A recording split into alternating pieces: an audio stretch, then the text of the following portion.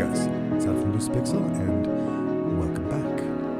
Now, there are two things that I love very dearly. Number one, I love funny stuff. I've grown up watching stand-up comedy since I was 15 years old, and I'm a huge stand-up comedy fanatic. If you have any recommendations for great stand-up comedians, if I haven't heard about them already and don't listen to them regularly already, let me know in the comments below. But chances are I probably know them already. The second thing that might be a little bit more obvious is I love video games, right? And no, this is not an exhaustive list.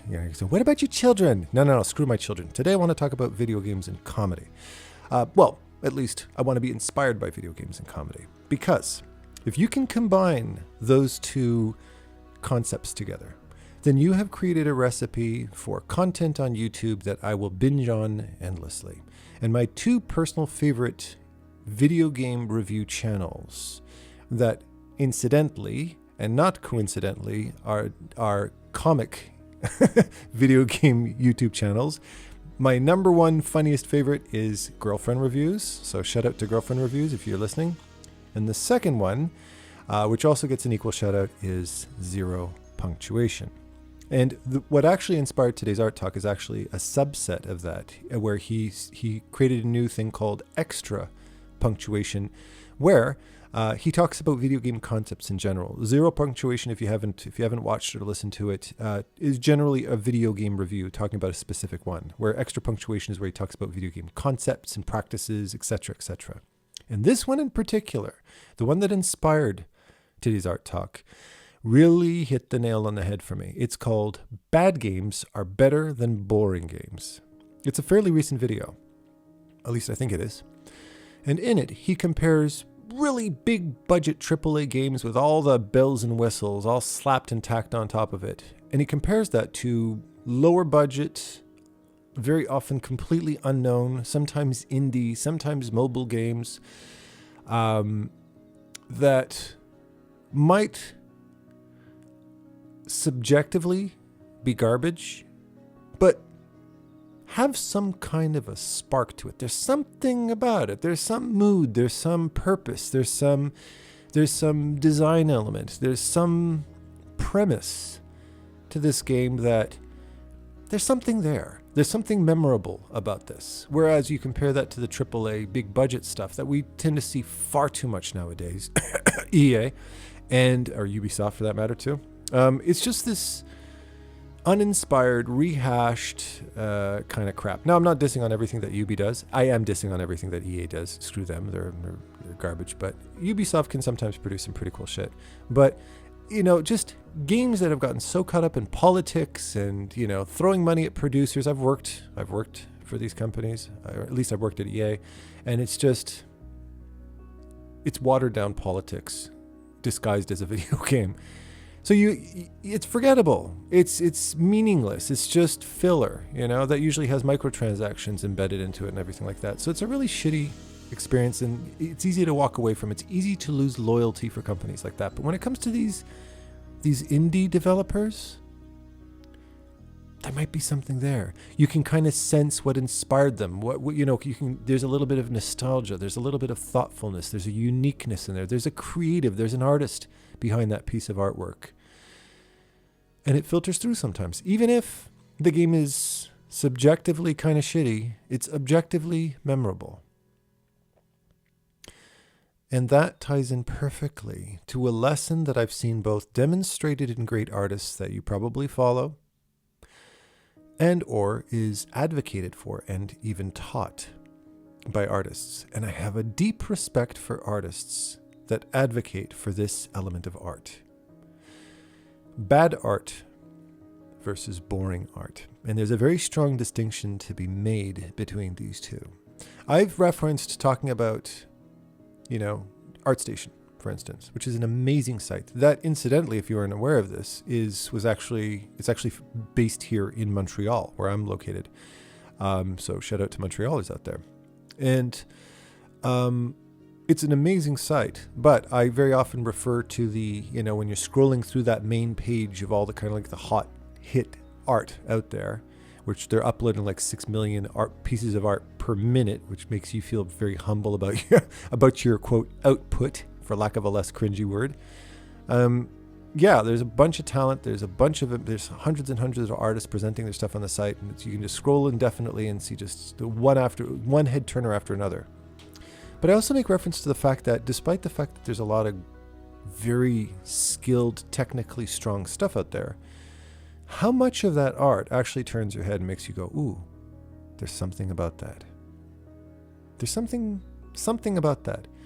Furthermore, when I reflect back on what got me into art in the first place, and I'm 46, so at least at the time of this recording, so I'm going back to when I was 9, I'm going back to the 80s and 90s when I was, or even kind of into the early 80s into the 90s when I was really, really fanboying all over all of this amazing art that I was accessing in my own way, either through, playing, tabletop RPGs like AD&D or Masquerade, or just art I'd see online, or artists or cartoonists that I was completely in love with. When I was fanboying over the stuff that was memorable, the stuff that has marked me and defined me as an artist today, something that's really in my core DNA as an artist, at the time, I thought it was the greatest stuff ever made. And I looked at it and thought to myself, oh my God, this is, if one day I will learn the magic that is this art. I regarded this artwork by these amazing artists as art by the gods that have a talent that is just seems so completely unreachable. And if you're somebody who's newer in the art career, and if there's somebody who's growing up watching all of your favorite animes, or you read mangas, or you read comic books, or anything like that, and you're just sitting there going, oh my God, these artists are just out of this world. I will never be able to do this. Well, take it from a 46-year-old. If you stick to it, you will.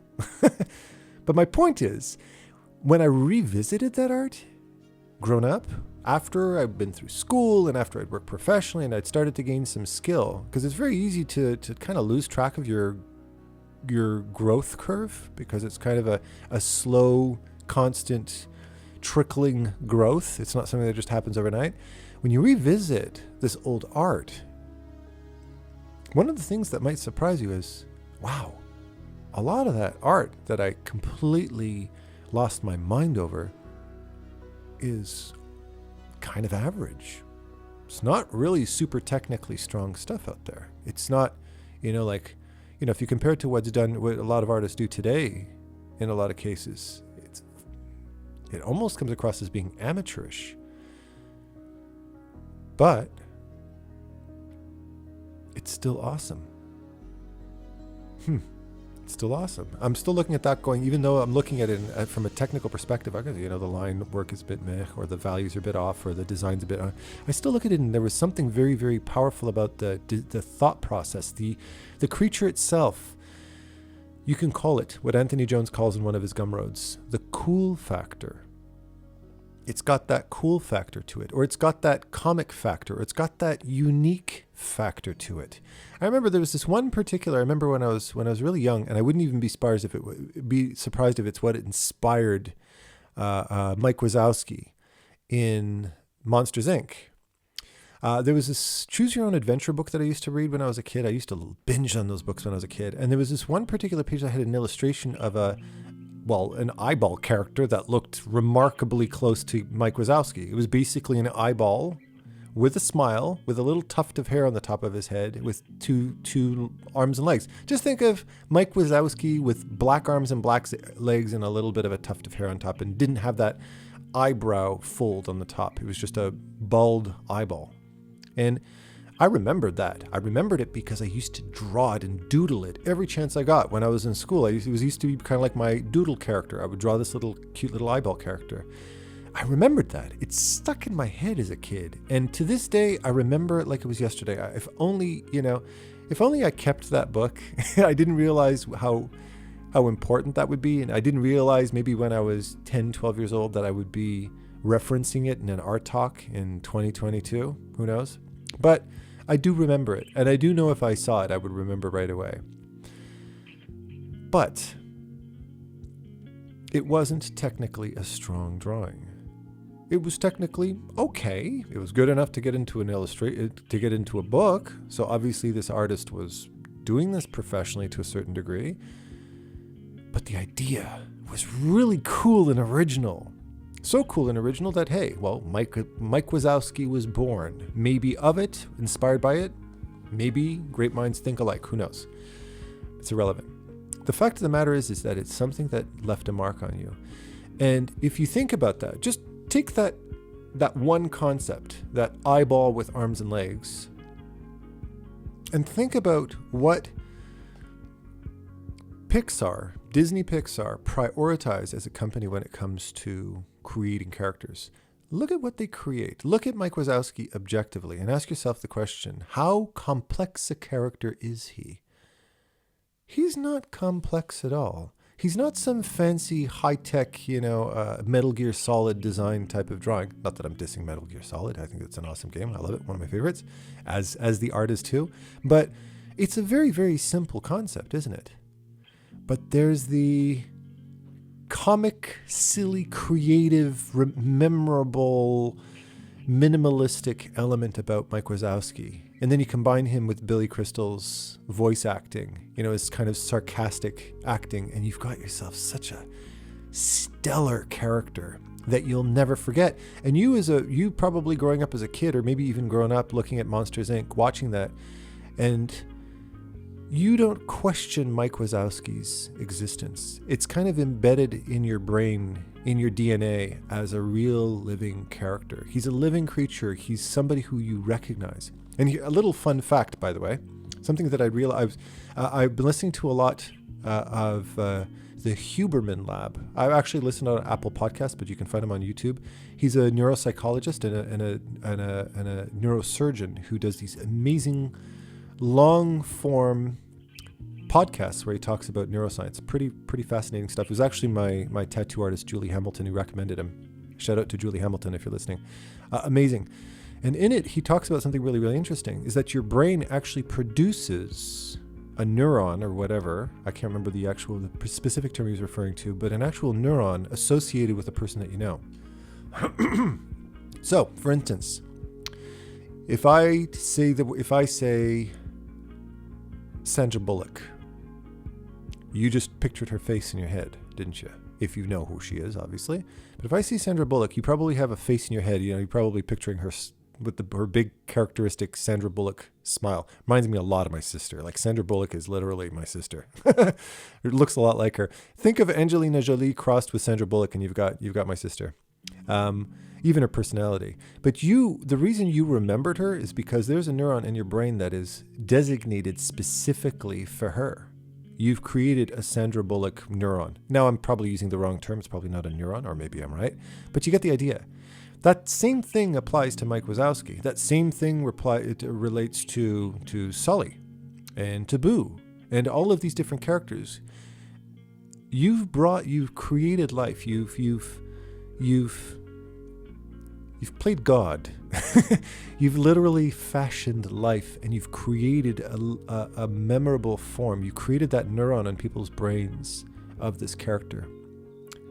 If you've hit that right chord, if you were focusing on the right thing, if you were prioritizing the right thing. Because here's the thing. My brain has not created any neurons, again, speaking figuratively here because I might be using the wrong term, but my brain has not created any memorable neurons for 99% of those amazingly nailed, technically powerful drawings that I see on ArtStation or DeviantArt. I'm kind of calling out ArtStation. I'm not really calling them out. I love that site, but Google, anywhere where you're looking up art searches, or Pinterest or whatever. I haven't created any neurons for them because I can't remember it. Maybe because it's just a very, very rehashed, generic, formulaic type of design. There's nothing unique. There's no soul in that art necessarily. That soul has not been achieved yet by the artist, and they're still in the design phase. They're still in the creation phase. And again, those people are probably the ones making all the money. They're probably the artists that have got all the jobs. They're probably the ones that have got the most likes on Instagram or whatever. But it doesn't necessarily mean that they have that magic recipe. But there are artists who do. And very often when you look at artists who kind of have that magic recipe in their art, very often, at some point in their artistic career, they've realized that a cool looking drawing is not the top priority. That they had to abandon that need to be liked by others. Not in every case, but in some cases. Sometimes you get both. Sometimes you get the Elden Rings, right? Those exist, of course. And we probably love and follow them on YouTube and on Instagram and stuff like that as well. But they've abandoned that need to have technically strong art in search for something more meaningful. And, you know, one artist, for instance, who I've referenced in the past that pops into my head is Pascal Campion, you know, who arguably draws in a very different way than I draw, you know, like obviously, you know, but I can very much relate to his art style. I do have an animation background after all. I very much have a deep, deep personal appreciation for what Pascal Campion and animators in general produce. It is a part of me. It is what defines me, even though I've moved on to different styles of art. And Pascal Campion himself has said, I'm not the best draftsman. I don't draw humans technically the best, but holy shit, when you look at his artwork, it moves you. He captures a mood. He captures an intimacy. He captures a moment. He captures an emotion. It's nostalgic. I can close my eyes and I don't only think I've created a neuron for one of his paintings. I've created a neuron for every one of his paintings. Every one. I'm just sitting here and I can flip through an entire Rolodex of his art in my brain because something about everything that he produces kind of struck a chord with me. Another artist is Bobby Chiu, who I, of course, talk about all the time, right? And look at Bobby Chiu's art. It's memorable. It's memorable. I look at it and I feel connected to the creatures that he creates. And incidentally, he also has an animation background. Now, I'm not singling out animators because animators aren't the only artists who have this ability. But remember that an animator, in essence, is somebody who has a gift of capturing and recreating life. That's what an animator does. It's generally, more often than not, through movement and through design. They've captured a personality. They've captured a life soul. Although I found animating in general a very labor-intensive type of work that I was kind of like, ugh, you know, it's a lot of drawing. I found myself a little bit more moved towards the design aspect of animation. That's an animator's strength. So if you look at somebody like Pascal Campion, if you look at somebody like Bobby Chiu, you look at the work that they do, it's not surprising that they have this ability to capture a soul in their work, don't they? I think of another very different type of soul, another person whose art I can close my eyes and picture. Anthony Jones. Very stylized, very dark, very gritty, very textured, very, very strong design and form. Yeah, it's cool looking art, but there's a lot of that shit out there. There's a lot of cool looking stuff out there. There's a lot of people who do stuff similar to what Anthony Jones does. I'm one of them, right? I have a very similar kind of drawing philosophy and it's a very similar type of style. I very much relate to Anthony Jones' artistic process. That's why I watch his stuff and that's why I learn a lot from him, because I get what he does. I understand it. But I can't create what he creates specifically because his expression, his vision, the feeling that he injects into what he does is palpable but untouchable. I can't describe what it is, but there's something about the energy of his work that just makes me go, huh, I get him. On a very, very objective, abstract way, I get him and I can feel what he does. And it's absolutely no surprise that all three of these artists that I've referenced, Pascal Campion, Bobby Chiu, Anthony Jones, and of course, this is just a short list. I mean, I can keep going and going, but then my name dropping gets a little bit cringy at a certain point, right? But all of them have very strongly advocated for the cool factor. In fact, Anthony Jones, go and buy it right now. Anthony Jones has a video, a Gumroad. If you go Anthony Jones Gumroad, and he has one where he talks about the importance of the cool factor, and he talks about exactly this topic. He talks about this old cool mech design that he remembered back way in the day, drawn by this well-known artist, that by today's standards, if you look at with the use of 3D and Photoshop and digital art and everything like that, it's kind of shitty.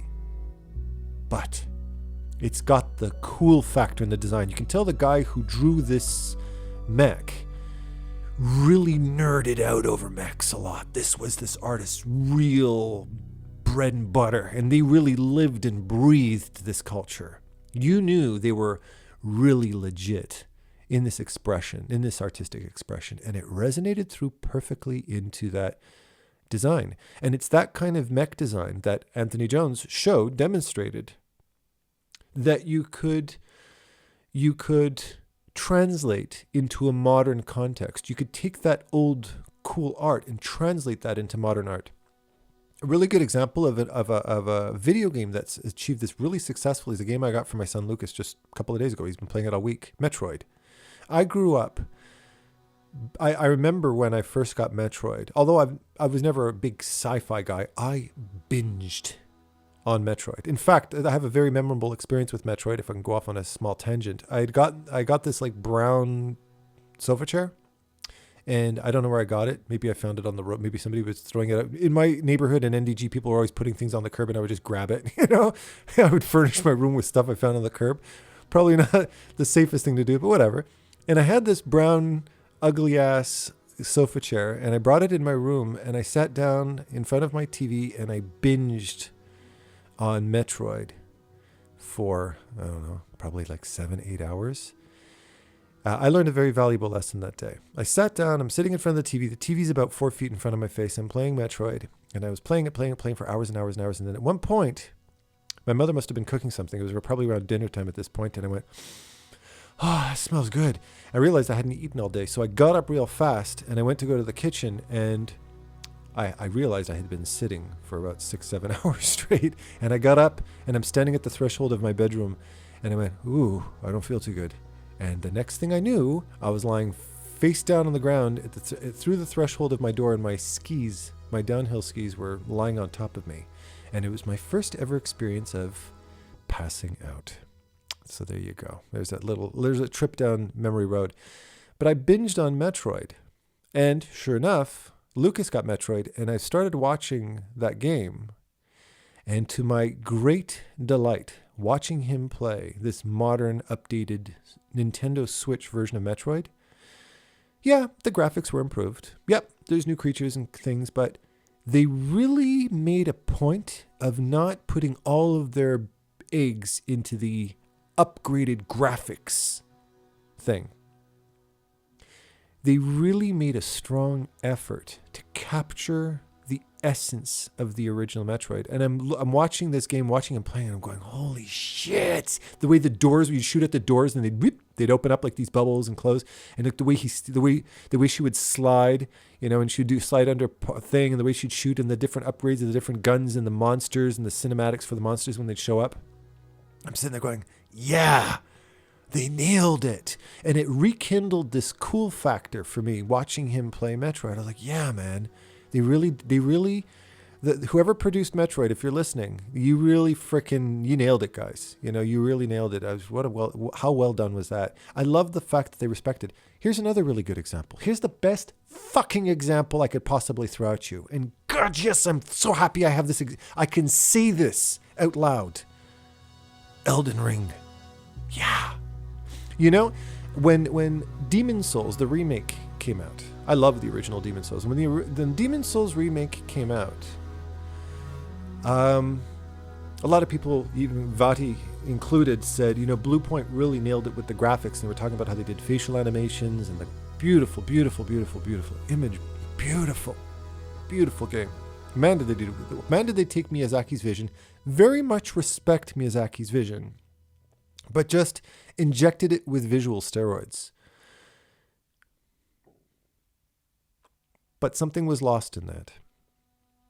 And there's something to be said about Miyazaki's vision that although Blue Point did such a beautifully respectable job at remaking Demon Souls, the soul wasn't entirely there, and I could feel it. And when Elden Ring came out, people were saying, "Oh, it's, just compared to Blue Point, it's Elden Ring's dated graphics are kind of showing." And I'm sitting there going, "No, they're not. That's the whole point.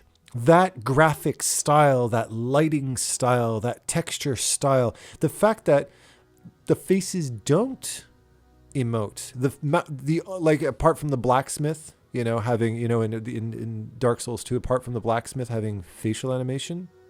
None of the other ones, everybody would wear masks or their mouths would move when they were talking.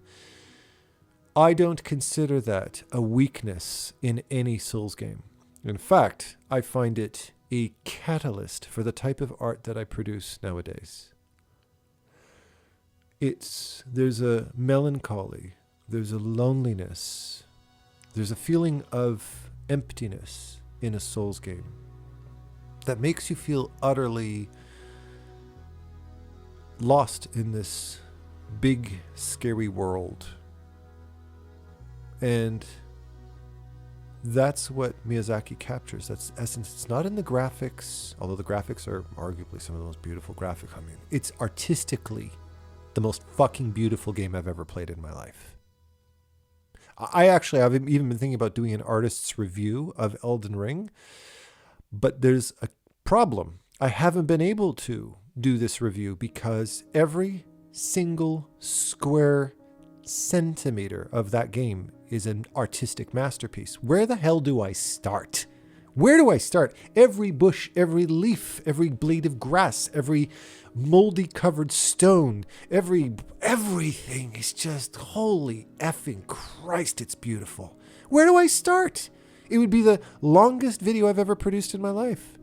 It's artistically, emotionally powerful. And the thing about a Souls game, every Souls game that's had this is one of the magic elements of a Souls game. In the design, in the level design, in the artistic design, in the creature design. I can close my eyes and remember every single moment in the game. I can move through the entire map. I don't know how Miyazaki manages to make every single thing in that game memorable. I mean, that is to me the testament to him and his artistic team's absolute artistic genius. That you can't squeeze between two dark, unlit buildings in absolutely nowhere. Insignificant. There's no loot. There's no secret hidden treasure chest. It's just this little dark corner that you have to squeeze through. And you light your torch and you look up and you can see the design on these walls and the moss and the mold and the gargoyles. And you go, wow, I could spend all day just sitting in here enjoying the details. Or walking up a ladder in Bloodborne. And as I love walking up ladders in any Souls game. And as I'm walking up, I look at the wall that's passing in front of my eyes. And you look at the design on that wall and you go, that little relief sculpture on the side of that wall is in and of itself a painting. It's memorable. It's moody. It's sad. It's melancholy. It's moving. It's alive. And the graphics are great. But it's artistically a fucking masterpiece. And you compare that to something like Demon Souls, which is graphically gorgeous. But whenever Patches opens his mouth and he makes this bitey facial animation when he's talking like this, or they're always talking with the mouth and teeth, and I'm sitting there going, God, that's just fucking distracting. I don't like that facial animation. There's something about it that takes me out of the Souls mood. I don't like that. I really freaking hope that Miyazaki doesn't get distracted by what Blue Point did. I hope it doesn't make him doubt what he's done. There's a reason why Elden Ring and why Bloodborne and all the Souls series and the Demon Souls and everything, or Sekiro, everything just has this nostalgia to it. I can close my eyes and picture every single moment on the entire map that I've seen so far of Elden Ring. Despite its incredible size, it has marked me It's left a little neuron in my brain in every single where my eyes have gone. That is the magic of a Souls game. That's the reason why it's probably one of the best games of all time, if not the best game of all time. And I wouldn't hesitate to call it that at all. It's everything, it's every magic piece of what Miyazaki's done, all culminated into the most absolutely mind-boggling, beautiful world where he didn't sell his soul to the devil for better graphics. He instead paid very close attention to how these moments and locations felt. How they felt. And that's why I can walk through the forest and I can sit on Torrent and listen to the wind blowing through the leaves and look at the leaves floating through the sky, very a la Kurosawa style, and look at the water and the rocks and see the birds flying off in the distance and look through the misty landscape at the Erd tree or at some distant ruin that I want to go and visit, or some huge, overwhelmingly huge stone door blocking you out from this fortress, and feel like you're there. Feel like you're feeling this moment, that you can tell that Miyazaki spent so much time visiting real ruins and observing the pine and the spruce trees and smelling the grass and looking at and observing the mushrooms. He's an artist who's lived and observed life up close, and he captures this essence so perfectly that I feel like, I'm back in the nature. I'm back in nature taking a hike through a mountainous forest. I feel that in the landscape. And when it comes to your art, if you spent your entire life becoming one of the most badass, flexing, technically strong artists out there, and you don't know where to go next, my advice to you is you've just gotten started. Because as Picasso said, it took me 10 years, and I'm paraphrasing here, so I apologize. It took me so many years to paint like the masters. It took me the rest of my life to paint like a child. That's what he meant. He had to abandon the technicalities of drawing and painting so that he could start producing the real thing. Art. And art is an expression. Art is a mood. It's an emotion. It's a memory. It's an adrenaline moment, as Ed Hooks, the acting for animation teacher, would talk about. And it's that soul that you want to capture in what it is that you do. And in order to do that, sometimes you got to abandon your ego. You got to let go of what you think people want to see technically. And you have to start to express. You need to start to be loose and organic and experimental. You've got to start rekindling and reconnecting yourself with that geeky little kid that went, oh, fuck, look at that mech design is so freaking cool. Oh, I wish I could do that. You got to reconnect yourself with that. And that's what I'd say the last decade of my artistic growth has been entirely that. You notice how when I'm drawing, it's so very often non-specific, nondescript. I very often don't have faces in my work. I actually was inspired by both Miyazaki and the dance troupe Jabberwockies. The fact when you take a face out of the picture, you're left to experience the expression. And that's why I very often don't. I draw faces my whole life, for God's sakes. I was a Disney artist, for God's sakes. I know faces real good, but I leave them out because they're too powerful. They're too strong. They sway me too much. And that's why I don't do that. And that's why I love the fact that Miyazaki's faces don't emote. Abandoning the ego of the human face is what connected me to my more deeper form of expression. And that's why I do what I do. And if I put a face in, I put a face in. If I don't, I don't. But it's got to feel authentic to me.